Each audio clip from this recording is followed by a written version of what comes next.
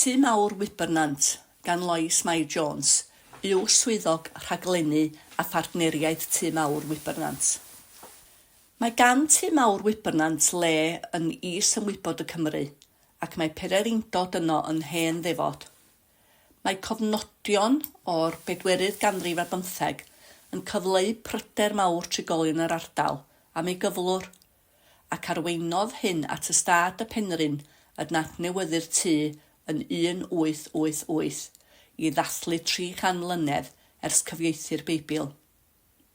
Ganrif yn ddiweddarach ar tŷ mawr dan ofal yr ymddiriedolaeth genedlaethol, cafwyd ymgyrch arall. Bwriad apêl tŷ mawr oedd adfer y ffermdy i gyflwr tebyg i'r hyn fyddai wedi bod o gwmpas yr amser a dawodd William Morgan am y coleg yng Nghaergrawnt yn 1565.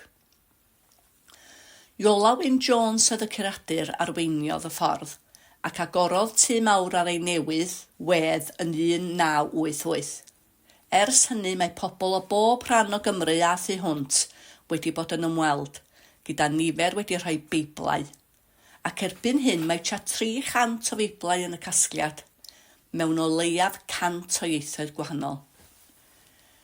Mi orfododd y clo mawr i ni gau yn 2020, a bu raid symud y casgliad mwyn ei ddiogelu. Ers hynny rydym wedi bod yn gweithio tuag at ail agor, a hynny drwy weithio mewn partneriaeth. Hyd yn hyn eleni rydym wedi bod yn cydweithio gyda Pharc Cenedlaethol Eryri, Gwyl Natur Cwm Penmachno, Llyfrgell Genedlaethol Cymru, Ardal Weinidogaeth Bro Celynnin a Chynllun Gwreiddiau Gwyllt Menter Iaith Conwy. Llynedd fe sefydlwyd patrwm o gynnal digwyddiad ar Sul cyntaf y mis gyda rhaglen amrywiol, a braf oedd gweld amryw o bobl yn mynychu sawl un o'r dyddiau agored. Eleni rydym wedi penodi swyddog profiad ymwelwyr tymhorol, ac rydym yn lwcus iawn o gael tîm bach o wirfoddolwyr. Bydd y ffermdy ar agor pob dydd Mawrth a dydd Sadwrn hyd at ddiwadd Medi, yn ogystal â dyddiau llun yn ystod gwyliau'r haf. Mae'r rhaglen o ddigwyddiadau ar Sul cyntaf y mis yn parhau. Cafwyd prynhawn arbennig yn yr ardd ddechrau mis Mehefin, yng nghwmni Gwilym Bowen Rhys. Ar un o ddyddiau brafiaf o flwyddyn, daeth criw mawr o bobl ynghyd i wrando ar ganeuon hudolus Gwilym a'r llu o hanesion sydd ganddo. Cyn hir, byddwn yn edrych yn ôl ar gyfnod pwysig iawn yn hanes tŷ mawr, sef adfer y tŷ yn yr 80au. Byddwn yn dangos ffilm ddogfen ddifyr iawn, dyddiau dyn, newid tŷ a gofnododd o gwaith. Nid hanes segur yw hanes tŷ mawr. Mae yna benod newydd yn cael ei hychwanegu o hyd, ac mae pawb sydd yn ymweld, yn mwynhau ac yn cael ei hysbrydoli gan y lle yn rhan o'r stori. Dwi'n credu'n gryf mewn dod â lleisiau lleol i mewn i safleoedd hanesyddol, dechrau wrth ein traed.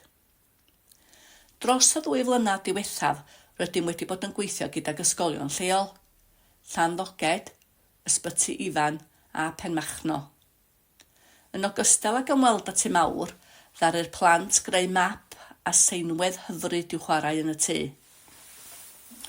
Trwy ddychmygu sut synnau fydda'r William Morgan ifanc wedi clywed a recordio'r hynny gan gwmni tep o hen Golwyn, mi grewyd sain sydd yn helpu ymwelwyr ddychmygu sut le fyddai wedi bod yno yn yr 11 ganrif ar 15.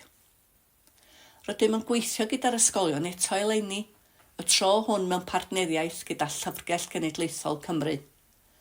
By'r llyfrgell yn ymweld â'r ysgolion gyda chopi gwreiddiol o Feibl 1588 William Morgan a phortread Keith Bowen o'r dyn ei hun. Yn dilyn yr ymweliad yma, bydd y plant yn gweithio gyda'r artist Eleri Jones i greu portreadau eu hunan o William Morgan. A wyddwch chi, does neb yn gwybod sut oedd yn edrych, felly mae'r lle i'r dychymyg. Bydd portreadau'r plant yn cael eu harddangos yn Nhŷ Mawr ar ein diwrnod agored ym mis Awst. Digwyddiad olaf y tymor ar yr ail o Fedi yw darlith gan yr athro Angharad Price ar y pwnc y Catholigion Cymreig yng nghyfnod William Morgan. Mae gen i'n flwyddyn gyffroes yn blaenau. Buom yn llwyddiannus yn sicrhau nawdd gan y Wolfson Foundation sydd yn mynd i'n galluogi ni i wneud gwaith hanfodol ar yr adeilad a gwella dehongli. Byddwn yn buddsoddi mewn adnoddau priodol mwyn gwarchod y casgliad ac wneud gwaith ymchwil i'w deall y well. Dyma felly gychwyn ar benod newydd arall yn hanes Tŷ Mawr Wybrnant.